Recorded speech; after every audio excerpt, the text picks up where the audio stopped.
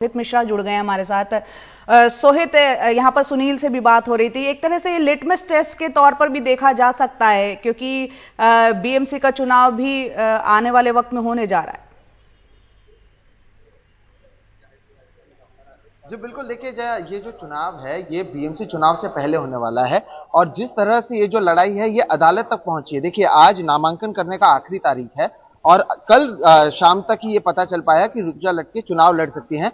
आज सुबह हमारे पास वो पत्र भी आया है जो बीएमसी की ओर से उनके इस्तीफे को मंजूर कर लिया गया है और उसके बाद जो कार्यकर्ता हैं वो जुड़ रहे हैं। और जिस तरह से मैंने कहा कि अब जिस तरह से दो गुट बन चुके हैं और एक नया मशाल का उन्हें चुनाव चिन्ह मिला है और जो पार्टी का नाम है वो है शिवसेना उद्धव बाला साहेब ठाकरे।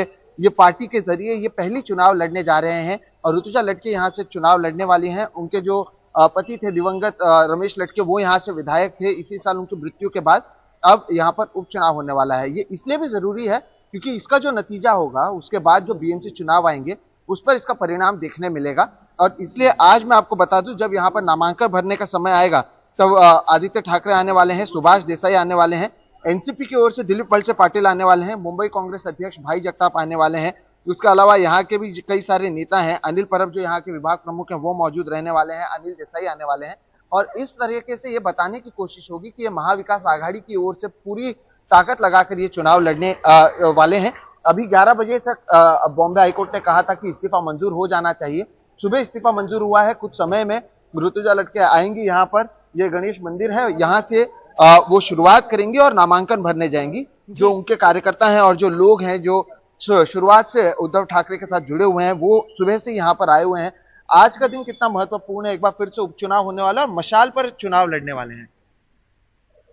चुनाव तो महत्व ही है क्योंकि ये चुनाव आगे की रणनीति तय करने वाली है मुंबई और महाराष्ट्र की। इसलिए ये चुनाव हम सब शिव सैनिक के लिए और इस क्षेत्र के मतदाताओं के लिए बहुत बड़ी महत्वाकांक्षा रखती है। लेकिन बीजेपी से ये चुनाव है और इस बार, पिछली बार जब चुनाव हुआ था तब बीजेपी और शिवसेना साथ में थी, लेकिन इस बार जो वोट है, आपको नहीं लगता कि देवेंद्र फडणवीस के बीजेपी और क्योंकि एकनाथ शिंदे साथ में लड़ रहे हैं, वोटों में भी यहाँ पर जो चैलेंज आपके सामने आने वाला है कि वोट बढ़ जाएंगे? देखो 2014 में भी इस तरीके की स्थिति थी, शिवसेना और बीजेपी अलग अलग लड़ी थी और इसीलिए उस समय भी यहाँ के जो विधायक थे रमेश लटके जी, वो उस समय भी जीत के आए हुए थे। इसके लिए ये जीत तो 100% शिवसेना उद्धव बाला साहब ठाकरे जी की ही जीत है। बिल्कुल, तो कहीं ना कहीं 2014 हो 2019 हो, यहाँ से शिवसेना ही सीट जीतती रही है, लेकिन इस बार शिवसेना उद्धव बाला साहब ठाकरे की पार्टी से ये चुनाव लड़ा जाएगा उस नाम से और चुनाव चिन्ह होगा मशाल। आज आखिरी दिन है नामांकन भरने का। जिस तरह से अदालत तक गए थे और किस तरह से लड़ाई हुई थी, तो ये लिटमस टेस्ट तो है ही जया, लेकिन इसके साथ ही शिवसेना के भविष्य के लिए भी ये जो चुनाव है ये काफी महत्वपूर्ण रहेगा।